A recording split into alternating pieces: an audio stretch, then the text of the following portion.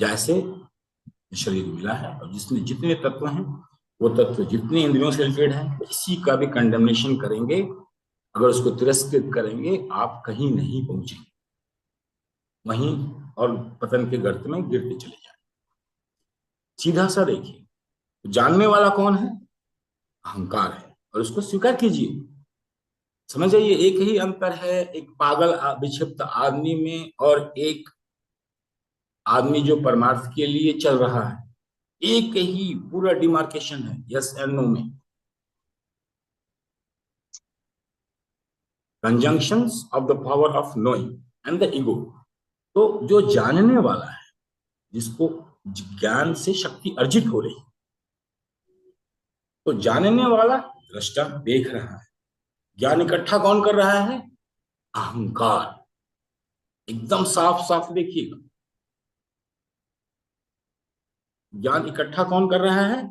अहंकार और उसका स्वभाव।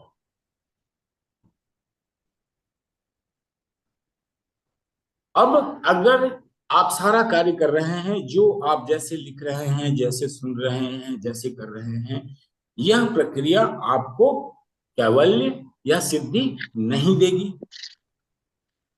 सिर्फ ज्ञान का अर्जन देगी। और जरा सा आपने ट्विस्ट किया, सिर्फ अपने इंटेलिजेंस को जरा सा यूज किया महत को, और महत क्या है? वही अभिप्राय, वही अभिष्ट जिसके लिए आपने शरीर ग्रहण किया है, जिसके लिए या आपको शरीर दिया गया है। जब तक आप इस पॉइंट पर कार्य नहीं करेंगे, कोई भी चीज संयम नहीं आता है।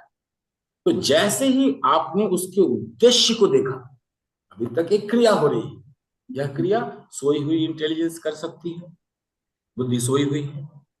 आर्टिफिशियल इंटेलिजेंस मतलब आपके माइंड का पैटर्न जो ट्रेंड है ऑलरेडी, नोट्स बना रहा है।